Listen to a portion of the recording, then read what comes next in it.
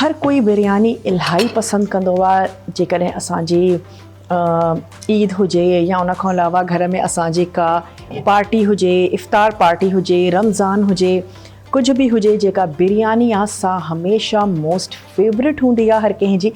त ज़रूरु ट्राए कजो, ठाहिजो।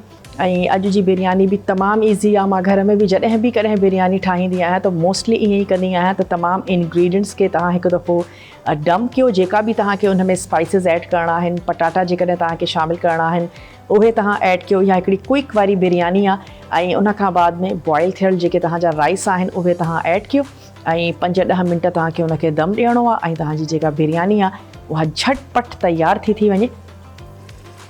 थोरो चिकन खे ॻरण जे लाइ बि रखियोसीं। ऐं स्पॉन्सर्स जा नाला मां तव्हांखे ॿीहर ॿुधाईंदी हलां। रहमत रमज़ान जी ट्रांसमिशन में जेको असांजो किचन जो सेगमेंट आहे इनखे स्पॉन्सर कयो आहे हमदर्द वारनि।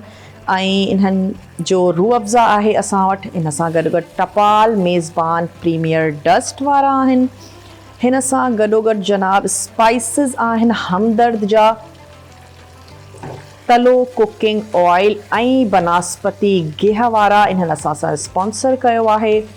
स्पेशल प्रो ग्रोथ फॉर्मूला खणी आया आहिनि हाणे। उन्हनि सां ठहनि था तव्हांजा ॿार स्ट्रॉन्गर, हायर ऐं एनर्जेटिक। चलो जी, हाणे छा था कयूं, थोरो पाणी इन में मौजूदु आहे। मां इनखे हाणे ॾियां थी दम। चांवर असांजा बॉइल आहिनि। असां इहो था कयूं त मां थोरो चुल्हे खे कयूं था स्लो। चलो जी, थोरो चेक बि कयूं था चिकन असांजी सुठे तरीक़े सां ॻरी वई आहे। अच्छा, बसि हाणे मां हिन में ऐड थी कयां हे असांजा बॉइल थियल राइस। थोरो पाणी मौजूदु आहे, थोरो तव्हां कोरमे खे भुञी छॾियो ऐं उन खां बाद में हिन में ऐड था कयूं राइस।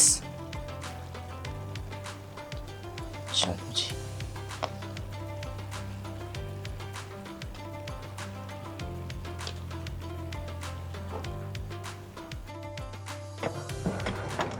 हिन में ऐड कंदासीं। थोरो मां हिनखे ढक थी ॾियां।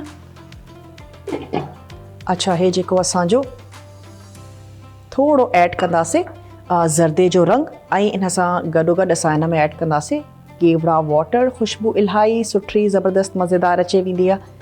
केवड़ा वाटर हिन में शामिलु था कयूं। थोरो ज़र्दे जो रंग मां मिक्स कयो केवड़ा वाटर में। हे ऐड था कयूं। थोड़ा सावा मिर्च, लीमे जी रस असां हिन में ऐड करे चुका आहियूं। थोड़ा धाणनि जो स्पेशली मां ऐड कंदमि डंडियूं। इहा कट करे हिन में शामिलु कंदासीं। वरी जेके फ्रेश पत्ता आहिनि उहे शामिलु कंदासीं पोइ, जॾहिं असांजी बिरयानी बिल्कुलु तयारु थी वेंदी। कुझु पत्ता शामिलु था कयूं, पुदीने जा पत्ता ऐड था कयूं, उहे बि तमामु मज़ो ॾींदा आहिनि बिरयानी में। कुझु इहे पत्ता अची विया।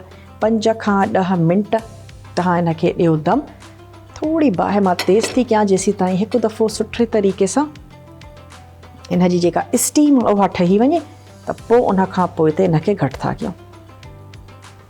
इहो अची वियो। तलो कुकिंग ऑयल असां इन में ऐड कयो हुयोसीं तक़रीबन 3/4 कप। जेकॾहिं मां तव्हांखे रीकैप ॾींदी हलां, मसालो असां इन में शामिलु कयो अथसीं जनाब हमदर्द वारनि जो biryani mix Pakistani authentic flavour. जेकॾहिं तव्हांखे खपे त तव्हां इहे मसाला इस्तेमालु करे सघो था। तमामु ज़बरदस्त आहिनि, तमामु टेस्टी आहिनि। बैलेंस इन जो हिकिड़ो फॉर्मूला आहे जंहिंजे करे ईअं नथो लॻे त लूणु तेज़ थी वियो आहे या शायदि मिर्च तेज़ थी वियो आहे। तव्हांखे तमामु बैलेंस, तमामु ज़बरदस्त लॻंदो। अच्छा, इन जी बाहि हाणे बिल्कुलु स्लो जीअं दम ते थींदी आहे। ऐं हे अची वियूं असांजियूं डंडियूं। हे बि मां ऐड करे थी वठां। स्टीम सुठे तरीक़े सां असांजी ठही चुकी आहे। चलो जी, तलो कुकिंग ऑयल ऐं बनस्पति गिह वारा पाउचिस में बि दस्तियाब आहे। जेकॾहिं तव्हां वटि बॉटल आहे वरी उहा ख़तम थी वञे तव्हां पाउच सां उनखे रीफिल कयो। हिन सां गॾु गॾु टिन पैकेजिंग में दस्तियाब आहे। गिहु रूह अफ़ज़ा जी बॉटल्स तमामु ज़बरदस्त आहिनि ऐं इहे जेको हमदर्द आहे उहो मेडिसन्स में त आहे ई, पर रूह अफ़ज़ा बि इन्हनि जो ई आहे ऐं नेचुरल इंग्रेडिएंट्स जो इस्तेमालु कंदा आहिनि। एडिटिव्स इलाही न विझंदा आहिनि ऐं नेचुरल जेके हिन जे अज्ज़ा आहिनि इन्हनि जा तमामु बहितरीनु इन्हनि जूं शयूं आहिनि। जीअं मेडिसन ते असां इन्हनि ते भरवसो कंदा आहियूं, बिल्कुलु ईअं ई जेकॾहिं ॻाल्हि हुजे रूह अफ़ज़ा जी या पोइ इन्हनि जा स्पाइस मिक्स हुजनि तमामु बहितरीनु आहिनि। मां बि इन्हनि जी जेका बिरयानी आहे उहा ट्राई कई आहे, इलाही सुठी आहे, मज़ेदार आहे। पाकिस्तानी हिकिड़ी बिरयानी या खाधनि जो जेको हिकिड़ो ऑथेंटिक टेस्ट आहे उहो तव्हांखे मिलंदो इन्हनि मसालनि में। अखियूं खुली थियूं वञनि जॾहिं असां टपाल मेज़बान प्रीमियर डस्ट चांहि जेका आहे सा पीयूं था, तमामु ज़बरदस्त लॻंदी आहे। इन जो रंग, इन जी ख़ुशबू, इन जो ज़ाइको सभु कुझु बहितरीनु आहे ऐं तव्हां बि ज़रूरु हिनखे इस्तेमालु कयो। सिंध जी नंबर 1 चांहि टपाल टी मेज़बान प्रीमियर डस्ट। इन सां गॾु गॾु लाइफ बॉय शैम्पू असां सां ताउन कयो आहे ऐं उहो बि तव्हां ज़रूरु इस्तेमालु करे ॾिसो। रहमत रमज़ान जी ट्रांसमिशन में जेको असांजो किचन जो सेगमेंट आहे इन में असांजा इहे स्पॉन्सर्स आहिनि। असांजा उहे घर भाती जंहिं असांखे हींअर जॉइन कयो आहे तव्हांखे ॿुधाईंदा हलूं त अॼु तयारु थिए थी चिकन स्पेशल बिरयानी। अवल तव्हांखे चांवरनि खे बॉइल करिणो आहे, थोरो लूणु विझो, थोरो सिरको उन में ऐड कयो, पुदीने जा कुझु पता शामिलु कयो, ख़ुशबूदार तव्हांजा राइस रेडी थी वेंदा। पोइ तव्हां हिन तरफ़ अची वञो ऐं कोरमे तयारु करण जे लाइ पटाटा ऐं चिकन, जेकॾहिं पटाटनि वारी बिरयानी तव्हांखे सुठी लॻंदी आहे पटाटा ऐड कयो।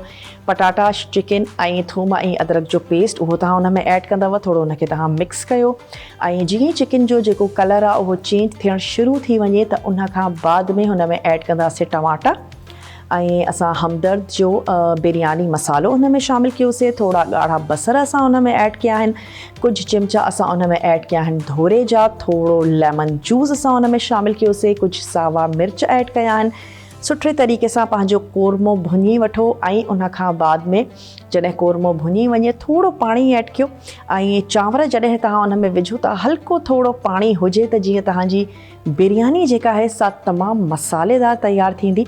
ऐं चांवर ऐड करण खां बाद में 5 खां 8 मिंट तव्हां पंहिंजे चांवरनि खे दम ॾियो ऐं ज़बरदस्त तव्हांजी जेका बिरयानी आहे सा तयारु थी वेंदी। मां थोरा धाणा कटे थी वठां ऐं हिकिड़ी प्लेट खणी था वठूं जंहिंमें असां डिश आउट कंदासीं पंहिंजी स्पेशल चिकन जी बिरयानी। त हे अची विया असांजा धाणा, स्पेशली धाणा, फूदनो, हे तमामु शयूं बिरयानीअ में तमामु घणो मज़ो कंदियूं आहिनि। हे अची विया धाणा, मां इन्हनि खे साइड थी कयां, हिकिड़ी प्लेट खणी था अचूं त जीअं हिनखे डिश आउट कयूं ऐं साइड ते रखूं।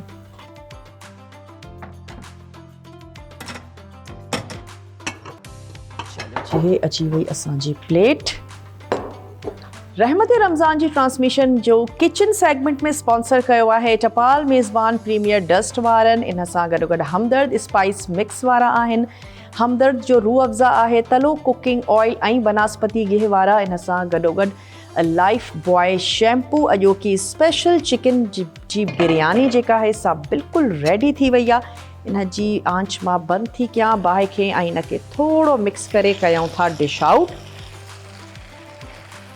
चलो जी, सुठे तरीक़े सां इनखे मिक्स था कयूं ऐं इनखे डिश आउट था कयूं।